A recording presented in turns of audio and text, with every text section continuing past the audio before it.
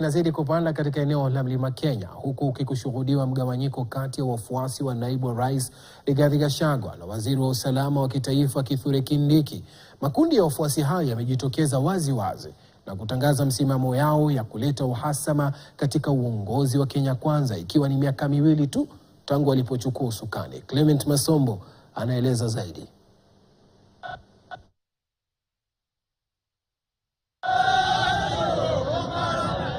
Huku siasa za ubabe wa Mlima Kenya zikiendelea, baraza la wazee wa Njuri Ncheke wametangaza msimamo na kumtangaza waziri wa usalama Kithure Kindiki kama msemaji wa jamii ya Mlima.